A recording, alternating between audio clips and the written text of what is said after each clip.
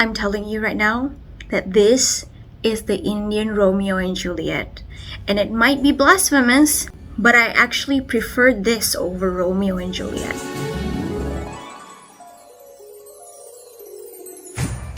Hi everyone, welcome back to my channel. So today we will be talking about Devdas by Sarat Chandra. If you guys are familiar with the name, it's probably because you have watched the movie starring SRK. And that movie is one of my favorite movies of all time. And if you haven't watched it, you are missing out. And now we're reading this. So this was published back in 1917 and it is regarded one of the best literary works in India. So to put it simply, Devdas is a tragedy of the titular character as he spiraled down towards depression and alcoholism after losing the love of his life. The novel is actually quite short. It's actually like 100+ page only, yet it is so surprising how layered it is. This is actually my second reading of the book. The first time I read it, I unfortunately received the poorly translated copy. This time it's another version that is way better translated, along with a very informative foreword by the translator. So in this video, we're going to not just talk about the book, we're going to talk about the movie as well. So it's just gonna be like a book versus movie. Specifically, the 2005 version movie, Devdas 2005, was directed by Sanjay Leela Bhansali. के बाद मैं इस चौखट पर कभी नहीं आऊंगा। हाँ, जब भी पारो की याद आएगी, मैं आऊंगा। जब भी खुद को दोषी पाऊंगा, मैं आऊंगा। If you guys don't know who he is, I highly recommend you to check out all of his works. Every single one of his cinematography, it's just so beautiful. His movies are just, and he specializes in making like historical movies. So really go check it out. Even his most underrated works for me, go watch them. I don't think he is capable of making a bad movie. Devdas as a work of literature has been adapted into movies multiple times. And Bhansali's version is actually the grandest and more theatrical version with big names in the industry. The acting is great, by the way. The costumes and the set, he goes to 100. Every single song of this movie is just amazing. It's just beautiful. It is a good adaptation, which is the reason why when I read the book, it is so different. The movie was very grandiose, while the book is actually very short, very minimalistic. I don't mind. It is still a good adaptation because it captures a lot of the things in the book. And with the director being who he is, there is no way he's gonna make a minimalistic movie. And like I said with the book, it is a very minimalist novella and many things are implied, and then it relies on me as a reader to do my own interpretation and my own understanding. So let's start from the beginning. Unlike the movie, the book actually starts from Devdas and Paro's childhood. There's in total 3 main characters and 1 more person we will introduce later on. In this part of the book, you can see Devdas' nonchalant attitude and his obliviousness towards others' feelings, especially Paro. But then you realize that it is actually a testament towards his immaturity. Eventually, this is the attitude that led him leading to the new highs of the lives in the city boy, that he forgoes his childhood innocence. And in fact, there's actually a quote in the book that perfectly summarizes Devdas' whole character. It is the custom of the wise and cautious not to pronounce judgment on anything hastily or to jump to conclusions without considering the full implications of the matter. But there are human beings who are the exact opposite. They do not have the patience to reflect over anything or follow a matter through to its logical end. On the spur of the moment, they decide that a thing is either good or bad. They make faith do the work of thorough soul searching. It isn't that such people aren't cut out for the world. In fact, they often work out very well. If luck is with them, they can often be found at the pinnacle of success. But if luck doesn't favor them, they can be found in the deepest dregs of misery, wallowing in its murky depths, unable to get up, to rise above their circumstances. There they lie like lifeless, inanimate objects. Devdas belong to this class of men. So really, Devdas' downfall is contributed to his own folly. Another part of Devdas' character that was thankfully reduced in the movie was he was straight up abusive as a child. Maybe like it's just the way boys are to girls back in the day because of the inherited bigotry where girls are only for marriage and they don't matter much, while boys go to school and make a wealth for themselves. But thankfully though, movie Devdas is just much more of a charming jerk. Maybe it's because of SRK's charisma, or maybe because it was Sanjay Leela's Bansali lighting techniques that was so good and that made him look sparkly. So some of the book Devdas is reflected in the movie, but not so much to the point where he's abusive, because in the book he is actually straight up abusive, which I'm really not complaining if this is the part that they cut out from the book. इसीलिए तो बहाना है बुद्धू अरे बाबा एक तो राग लूट ना तो कोई तुमसे सीखी थी कोई वैसी की वैसी SRK did such an amazing job, and it is actually hands down my favorite role of his, aside from Don. Don is actually my second favorite role of his. Don को पकड़ना मुश्किल ही नहीं नामुमकिन है. And the movie also leans towards the caste disparity, as well as Devdas' recklessness and anger. Devdas' family is basically, they call it a zaminda, the landowner, and Paro's family is, actually I'm kind of lost in this one. It's either Devdas' family is like owned a bunch of lands, and Paro's family, I think they own some land, but maybe not a huge one, like a small land or something. I think I need someone to explain this to me. So basically their childhood is like Devdas bullying Paro back and forth, and Paro is like a doormat.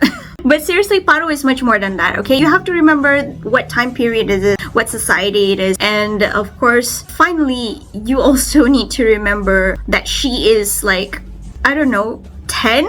I don't really remember how old is she, but she's so young. She's like really, really young. So of course, they go back and forth like this until Devdas' father... I still got a bunch of notes to go through. I am not re-recording that part, okay? And so they go back and forth with this thing and with this shenanigan in their childhood until Devdas' father just couldn't take it anymore and decided to send the young boy to Calcutta. Movie Devdas actually went to London. Here's a kicker in the book that I thank to Sanjay Leela Bansali for changing it.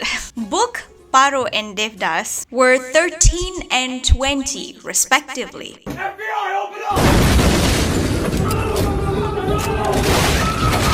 Now in the movie it is actually not so clear, but you can say that at the very least they're in their early 20s. Thank God, by the way, because the age difference in the book is like well, it is probably like normal for the era, but as an adaptation, a modern one at that, it would be super damn gross.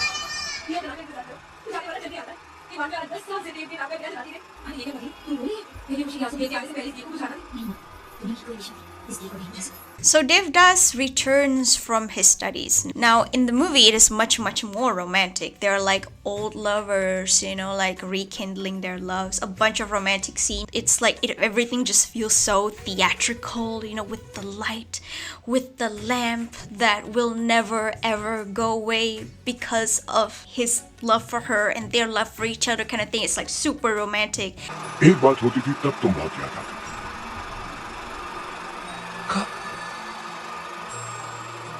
जब मैं सांस लेता था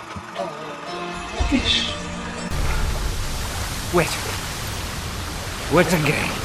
In the book, it is much more realistic and very, you say it's anticlimactic, but it's actually realistic. In the book, there wasn't much romance as it is desperation, some form of longing. In the book, the rejection was much more subtle.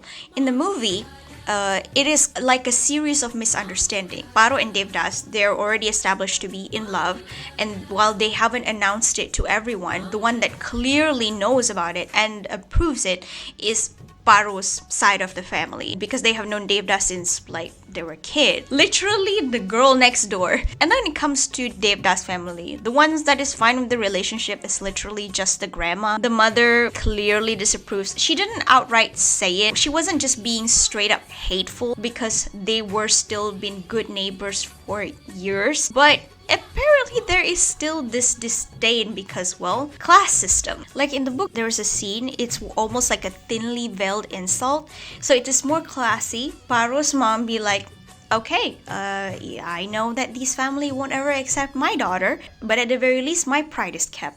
Because in the movie, Paro's mom actually got insulted in public, and it is interspersed with a weirdly erotic dance that Paro and Devdas did by the river. Apparently, I read somewhere that it is actually based on Kama Sutra. That was a weird scene to watch with your parents, guys. I don't know what this is, but it's kind of hot. Well, the mom in the movie was like being shamed for be like, how dare you thinking like your daughter is gonna marry my son, who we're basically like royalty, and you're like, you used to be a dancer, I'm not marrying my son to a daughter of a dancer, kind of thing. Like, they insulted her, effectively ruining years of community friendship. What a game. In the book, Dave's family, the Mukherjees, they even helped hosting Paro's wedding. Basically, it's a very classy and subtle way of saying, we're so glad that your daughter can finally get off our son's back. But the wedding comes a bit later. We're right now still in the phase of like Paro and Devdas trying to be together, but they can't. So of course, like Paro's mom, after understandably knowing that Dave's family will never ever accept Paro, so of course she's planning to marry Paro off to, well, someone else. जिसे तुमने ठुकराया उसी लक्ष्मी की सौगंध खाकर कहती हूँ, आज से 7 दिन के अंदर मैंने अपनी बेटी का ब्याह तुमसे ऊंचे घराने में ना कराया तो 8वें दिन बिना पूछे मेरा मातम मनाने आ जाना. And Paro, upon learning about this, actually went to Devdas' house. Specifically, she sneaks into his house in the middle of the night to like beg Devdas to take her away, basically to marry her, to ask for his parents' approval. Well, this scene was also in the movie, but it was much more dramatic, not on Paro's part, but for Devdas. In the book, the emphasis was on towards Paro's action, because she's taking the risk. The emphasis was taken on like how much like her, a woman at that time period, it would be scandalous for her to be caught in a man's room. At the end of that scene, nobody caught her, but she was left disappointed knowing that after risking all of that, she got nothing. But in the movie, it is dramatic, not because of Paro, but to emphasize Devdas' downfall. This is a dramatic scene that got Devdas so angry that he left home that night without Paro.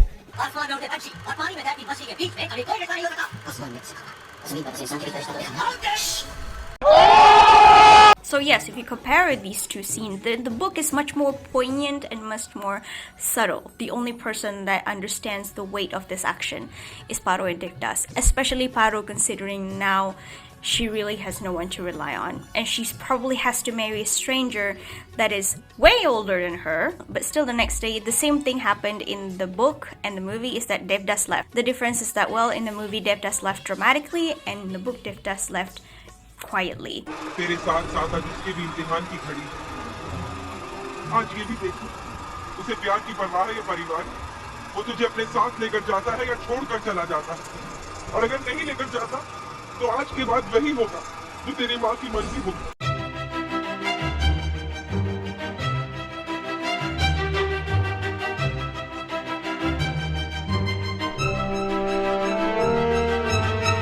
And he responded to Paro's proposal with a letter. He rejects her. And this is the first crack of his heart begins.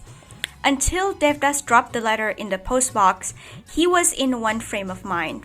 But the minute it left his hands, he began to feel something else altogether. Once the arrow had shot out of the bow, he began to gaze at it with deep consternation.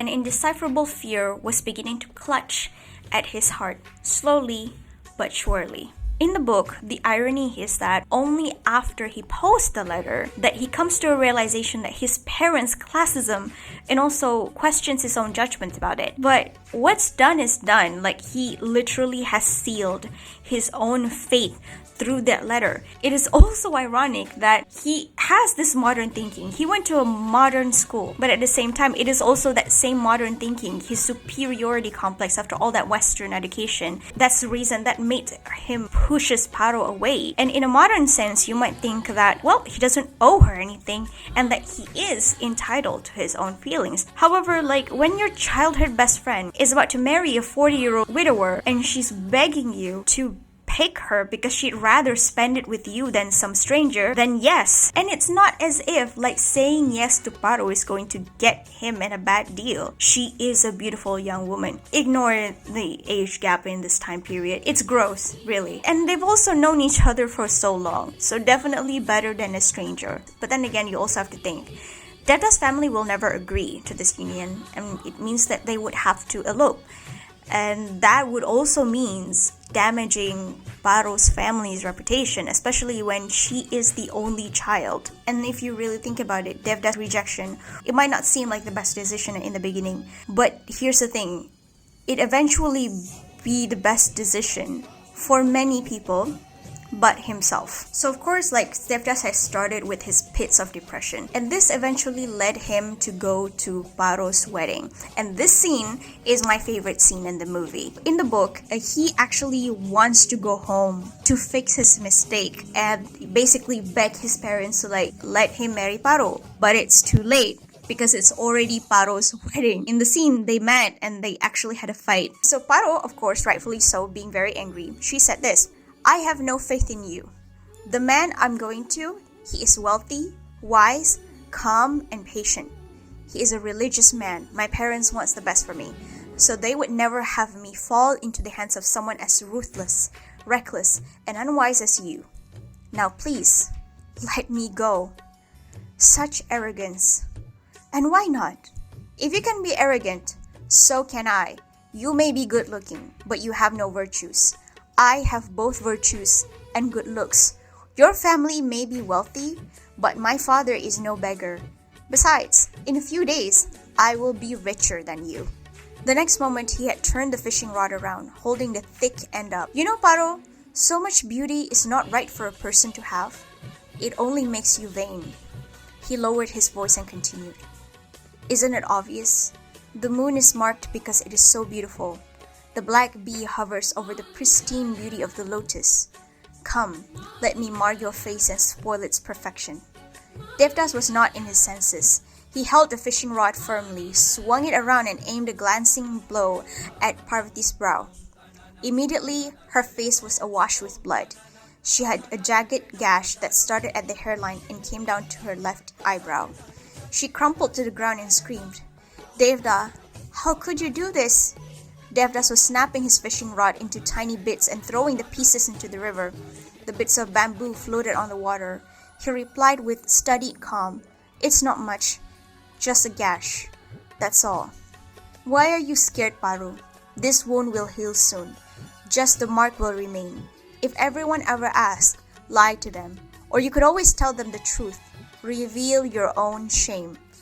"Paro, you know I'm not good with words. Neither do I look before I leap. I just leap and think later." Devdas placed his hand on her head. "You have chosen wisely. You would not have found happiness with me. But one thing, your Devda would have held heaven in his left hand if you had been with him."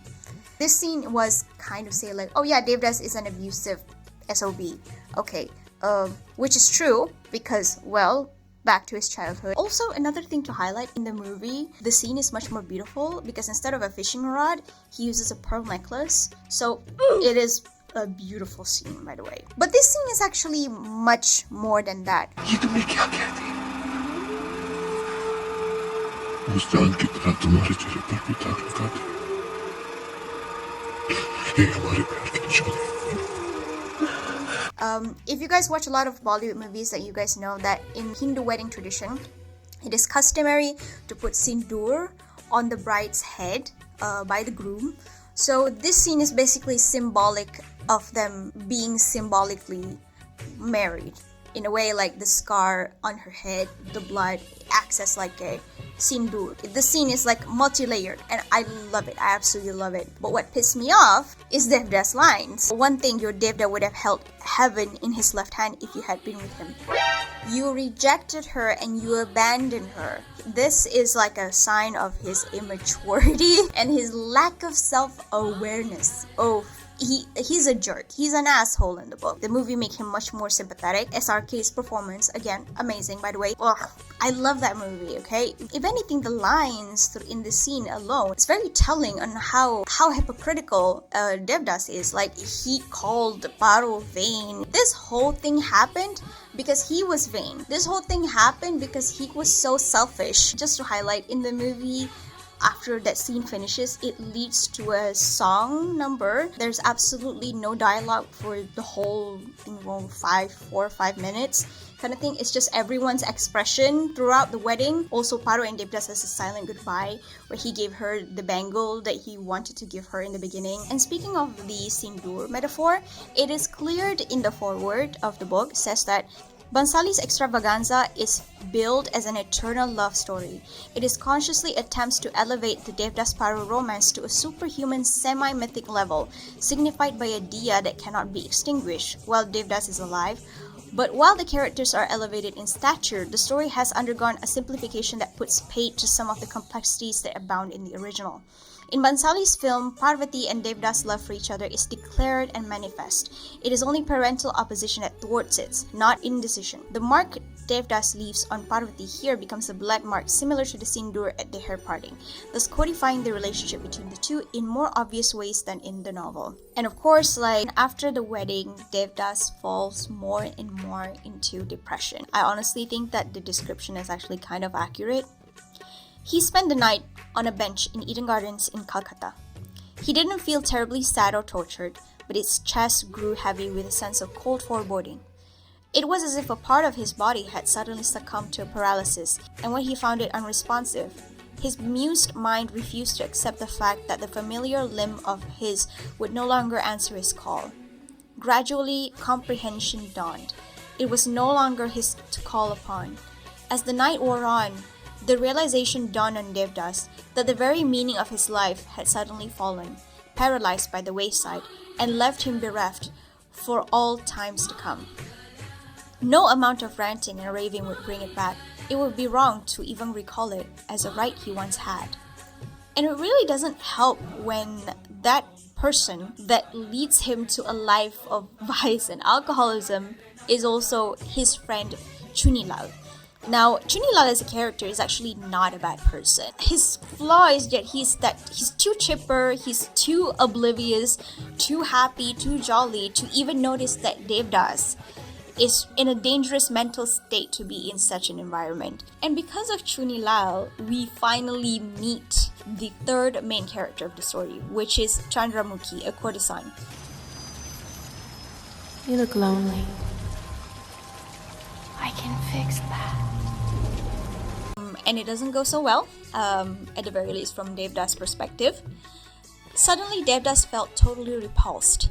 He hadn't been aware how, in the past few days, unconsciously, he had grown to hate the very shadow of womankind. The moment he set eyes on Chandramukhi, the hatred within him flared into life and threatened to consume him. हम तो पीते हैं कि यहाँ पर बैठ सके, नहीं देख सके, तुम्हें बर्दाश्त कर सके, बेहोश हो सके, पारो को भुला सके, लेकिन चंद्रमुखी पारो की याद मुझको बेहोश नहीं हूँ। कितना इतरा रहा है मुंगर, हाँ? तालाब के कमल को छोड़कर कागज के फूल को बन रहा है। Bitch, is you blind? So Chandramukhi is 4 years older, and in her line of work, she admits to have never seen anyone like Devdas, and this led her to grow a fascination onto him. कितनी बेकरारी है उन आंखों में। कहीं उनकी आंखों की बेकरारी ने तुम्हारा करार तो नहीं लूट लिया? क्या तवाइफ को दिल नहीं होता? क्या उसे मोहब्बत करने का अधिकार नहीं होता, चुनी बाबू? Many people misunderstood it as love at first sight, but I honestly don't think so. At the very least, I don't get the impression that it's love. Attraction, maybe, because Devdas is described as a very attractive young man. And, well, since in the place of the courtesan and Chandramukhi mostly sees like sleazy old man, a handsome young one is certainly a novelty. But love? I don't think so. At the very least, not yet. So let's go back to Paro. So Paro, she settles in at her husband's home. And keep in mind that she's still a teenager at this point. And then automatically, she's now a wife, but also a mother to her stepchildren who are older than her. And of course, Paro also mentioned that her husband is much more wealthier than Devdas' family. So, and this is where the author establishes how Paro and Devdas are so different from each other, and that it is possible that even if they got married, they probably wouldn't even work out anyway. Devdas, despite his education, despite his breeding, his class and everything, he's very immature and he's very reckless. And Paro, despite being in a slightly lower class, I mean, Paro is still wealthy, she's just not as wealthy as Devdas. And she's might be in lower caste, lower class as well, and also uneducated. She didn't go to school, but she is mature and she is very, very clever. And in fact, she married the man at the age of 13, okay? So she handled the huge household like a pro. Child marriage is horrible, but the fact that she handled herself like a boss in that house, amazing. Like in some situations where she has to handle herself pretty well, like for instance when she had to confront her stepdaughter that hates her guts, she said, "I'm a poor girl and you've been kind enough to give me shelter. There are so many hapless, unfortunate souls who get refuge here under your roof. I am just one of them, a refugee." Yashoda has been listening, spellbound. Now she has overcome and dropped at Parvati's feet. "Oh, mother, please, I beg of you." Bro, she's 13.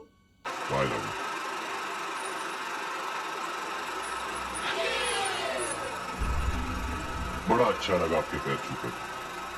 हमारी इच्छा पूरी हो गई। काश आपकी शादी में हम भी होते जुमा बाबू, तो आपके कान खींचने की इच्छा हम भी पूरी कर लेते। क्यों? बड़ा अच्छा लगा आपके कान खींचकर। आपसे ये पहली मुलाकात जिंदगी भर याद रहेगी सासू माँ। और ये रिश्ता भी याद रहे। And after that, the stepmother ended up staying the full month at the house, bonding with Paro. Paro also has a younger stepson, and her stepson loves her so much that when he and his wife had a fight, he took her side, Paro's side. I mean, granted, the wife is actually kind of a bitch. Now, as for her husband, while there is established that there's no romantic relationship between them, but it seemed like they established some form of understanding and partnership. He manages the estate, she manages the household. Remember that I said previously that Devdas' rejection benefits everyone else but himself? It's decision like that accidentally unlocks Paro's potential in life. Like, she's so good at what she does when everybody thought that she's nothing but a pretty face, just a poor girl or something. आप मानिकपुर वाले अपनी बहुओं को बेटियों से ज्यादा सजाते हैं, है ना बड़ी माँ? और बेटी देते वक्त उम्मीद भी यही रखते हैं कि उनके ससुराल वाले भी उन्हें अच्छी तरह से रखेंगे, पर निराश होते हैं, है ना बड़ी माँ? This is why, for me, this book is actually a stealth feminist book. Because on the surface, it's about two women coddling a spoiled brat. But when you look deeper, it's about him making all the wrong decisions and the two women who are mature enough to focus on themselves but still maintain to be kind human being. Because being kind and being nurturing is not a sin. Devdas might not be the best recipient of any of the girls' love. He's not the worst either. He's flawed, that's for sure. And I think my favorite monologue by Chandramukhi says it all. So be prepared for this. But still, I don't believe Parvati has cheated you. Instead, I feel you have cheated yourself, Devdas. I'm older than you. I have seen so much of the world. Do you know what I think? I feel sure that you are in the wrong. I feel women do not deserve all their reputation for being whimsical and fickle.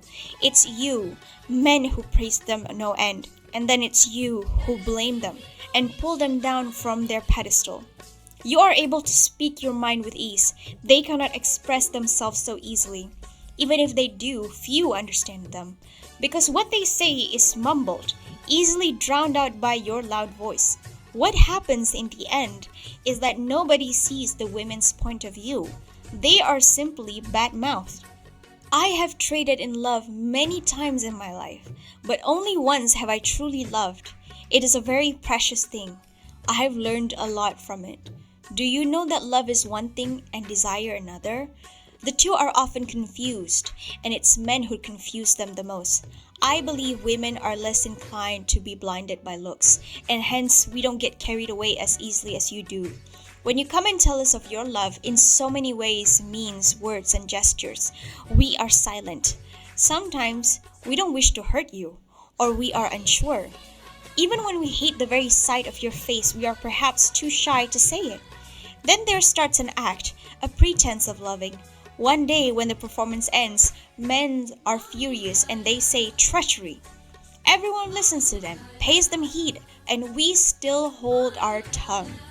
There's so much hurt, such misery, but who cares about all that? Sometimes a woman takes pity on a man and mistakenly feels that is love.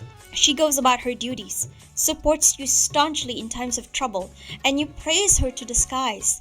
But perhaps she is still a novice at the game of love.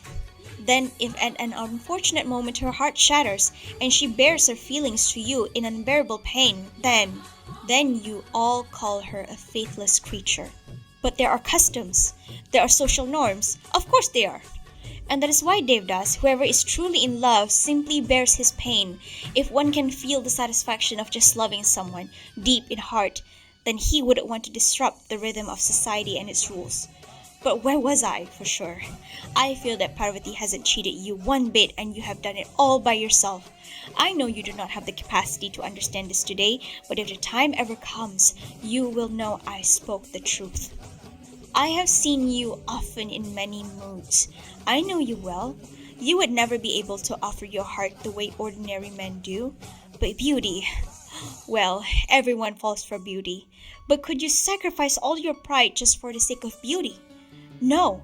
Parvati may be very beautiful, but even so, I believed she loved you first. She spoke of it first. I can feel it.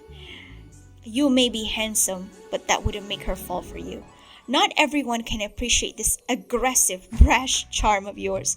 Those who do, of course, can never call their heart their own again. Only someone who has loved you knows how charming you are. There isn't a woman on this earth who would deny herself this heaven. It's beauty that seldom meets the eye. It casts its shadows on the very depths of the heart, and then when the day ends, it burns in the pyre and turns to ash. There is no greater predicament, Devdas, than when the one you do not love speaks to you of love for you. But I really spoke for Parvati, not me. That is so amazing, by the way, because really she just goes off about how Devdas is so egoistical, and she was spot on too, and she never met Paro, but she knows how Paro loves Devdas more in the beginning, and like she just sees right through it, because remember Chandramukhi is older and she's more experienced, and I love how he's like, you're good looking but you're an ass. Seriously, Chandramukhi is my favorite character. So fast forward 3 years. Devdas' dad died. Well, it is a bit more dramatic in the movie, with the dad dying and everything and the whole village come. Even Paro is a nice person. And of course, that old man, while he is an ass, he does not deserve dying alone. Devdas' father's death is another indication of Devdas' downfall, which is family feud over money, obviously, and we get to see the little cracks here and there. Then, during this time, Paro and Devdas met again, and the meeting was really sad as they conversed, so they tried to pretend the memories that they had from childhood and the feelings that they harbored towards each other never happened.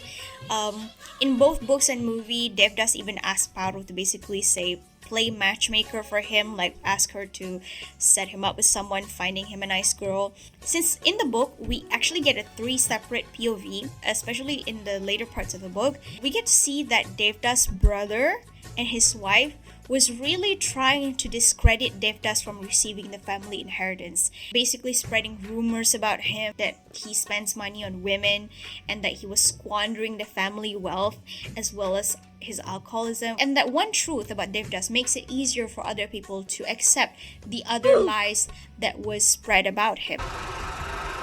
इस हवेली के किसी हिस्से पर मेरा कोई हक नहीं, पर मैं तुम्हारा हिस्सा हूं। ये हक मुझसे कोई नहीं छीन सकता, तुम भी नहीं। At this point, Devdas met Chandramukhi again, and that she announced that she's finally leaving the life of a courtesan, and she sold all of her properties to start over in life. She also credits the drastic change of her lifestyle to Devdas, and that she found peace in living a normal life than serving men, which is good for her if that's what she wants. Still, even when she abandoned her courtesan life, she chose to speak facts again about Devdas' life. And essentially, I think that this is Sarat Chandra's way of criticizing the double standards of society in his days. With age and an understanding of life which he had gained from his stay at Calcutta, Devdas had come to believe that it was wrong to destroy an individual's life in order to preserve a status that was, in any case, a product of narrow-minded thought. If Paro were to give up her life, if she rushed to the riverside with that intent, wouldn't it be a thorn in his Devdas conscience for all time to come? This is when his perspective of Chandramukhi really changed. He might not feel the same way that she did at this point, but he certainly felt respect towards her. And before anyone say, well, shouldn't she respect her when she was a courtesan and anything? Yeah, this is a very long time ago. The mentality is not the same. Fast forward some more years. So in Paro's POV, we learn that Devdas is getting worse and worse. And that granted that Paro actually learned about this from a letter from her friend. But we know from Chandramukhi's perspective that this is actually far from the truth. This is when we get the real gist of what's actually happening in Devdas' family from Chandramukhi's visit to Devdas' family home. Chandramukhi folded her palms in greeting. Dwijoda's wife was covered in ornaments and her eyes sparkled with arrogance. Her lips and teeth were blackened by the juice of betel nuts. Her cheeks was still puffed on one side, probably stuffed with tobacco and pan. Her hair was pulled back and tied into a knot, almost on top of her head. On her 2 ears, she wore some 20 to 30 rings and tops. A diamond glitter on her nose, and the other nostril had a big hole too. Perhaps she had to wear a nose ring in the days of her mother-in-law. So the novel never truly said out loud, but it is very, very obvious that who is the real villain in the family, and that is Devdas' sister-in-law. And the brother and the sister-in-law has been constantly trying to tarnish Devdas' reputation so that they could control the family money. And Chandramukhi realized from this meeting that Devdas is hitting rock bottom, and she wants to look for him in Calcutta. There, he's literally dying of liver infection, and of course, she cares for him. It took him years, really, to finally see the value of Chandramukhi in his life. You two are so unlike each other, but still similar. One is proud and haughty, the other gentle and restrained. She has little patience, and you are so forbearing. She has a good name, respect, and you live in shame. Everyone loves her, but nobody loves you. But I love you. I do not know what the judge of sin and virtue up above is going to make of you, but if we ever meet after death, I will never be able to part from you. Sure, Devdas might love Chandramukhi, but his heart still belongs to Paro. Even as he considers taking Chandramukhi with him, he still thinks of Paro. पाप और पुण्य का फैसला करने वाले तुम्हारे बारे में क्या फैसला करेंगे ये तो मैं नहीं जानता चंद्रमुखी,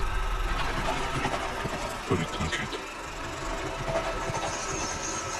कि मरने के बाद अगर भेंट हुई तो तुमसे अलग ना रह पाऊंगा. Thus, it was Paro one day and Chandramukhi's turn the next, presiding over his heart. Sometimes he had visions of both, side by side, as if they were the closest of friends. In his mind, the two had become linked in the strangest of ways. Sometimes, late at night, the thought would come to him that both of them must have fallen asleep. At the very thought that they were unreachable, his heart felt bereft, and a lifeless discontentment echoed around it in vain. So let's talk about Chandramukhi and Paro for a second, okay? Both characters are beautiful. Paro is worshipped in her household due to her management skills, and Chandramukhi is the same but is for her generosity. After she moved out of the brothel, she actually become like a very respected figure in the village that she lives. She's very generous, she helps people a lot, and both are also called mother by their people. Plus, both are also very, very devoted to Devdas. Divided by caste, united by Devdas. In a way, Devdas ruins also benefits Chandramukhi. She chose to live outside as a normal person, and she is more respected than ever. She is now respected for her soul instead of simply for her looks. In the book, Paro and Chandramukhi never met, but in the movie, they actually ended up becoming friends and created this awesome dance number, which is cool, by the way. I'm just like you. I think that's true. You're just like me. Yes, I can see. We take responsibility. And then of course it hammers again. Remember how Devdas' wrong decision affects everyone else positively but himself.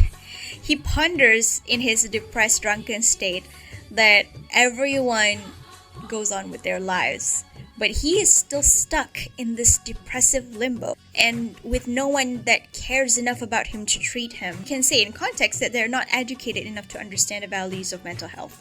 But still, Devdas' eyes filled with tears. For the last few days, as he lay on the hospital bed, he had thought he had everything and yet nothing. He had a mother, an elder brother, Paro, who was more than a sister to him, and then there was Chandramukhi. He had everyone, but no one had him. At this point, he knows that he's already dying.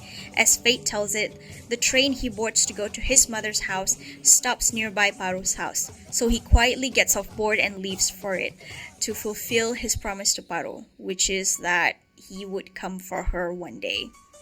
Sitting in the bullock cart, he thought of his mother, and the tears flowed. One more face, pure and innocent, floated into his consciousness. It was Chandramukhi's. He had spurned her all his life. She led a life of sin, he had thought. Today, when her face took its pride of place beside his mother's, his tears flowed like never before. He had never seen her again. She may not even get the news until much later, but still, he must visit Paro. He had promised to see her one last time. He felt it was a promise he was bound to honor. I will never forget this promise. If it makes you happy to take care of me, I will come. If it's the last thing I'll do, I'll come to you.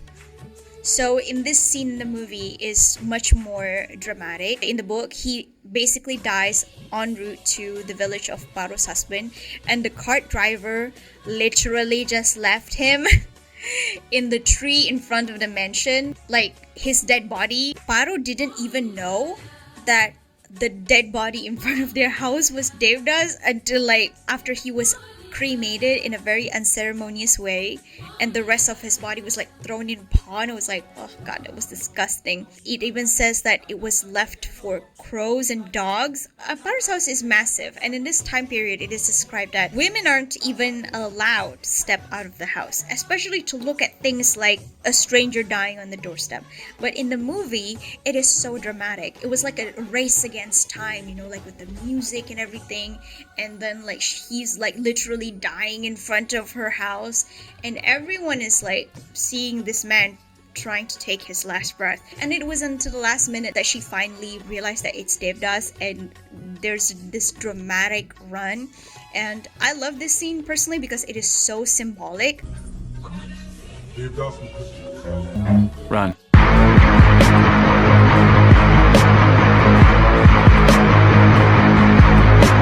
The final shot of the lamp representing their love before it went out, Paro being stopped by her family members, interspersed with her memory of being left behind when they were kids, and her stained footsteps leaving the house, which is a reverse gesture for when a bride entering the new home where they have to step with painted feet, symbolizing prosperity.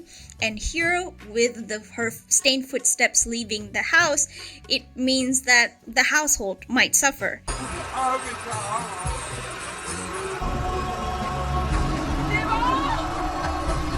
Paro is trying her best only to be separated forever from Devdas in life and death.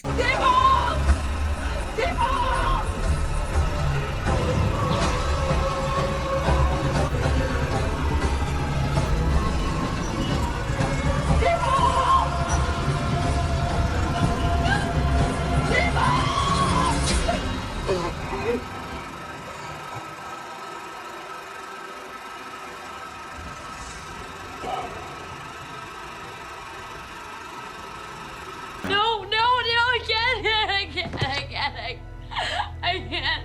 I can't. No. It hurts. It hurts. Just make it stop. And that is the end of the story. It is a simple and depressing book. I highly recommend it because it's such a short read, and it is also surprisingly complex for its simplicity. But I also recommend the movie. Like, please watch the movie. It is so good. It is one of my favorite movies of all time, so go watch it.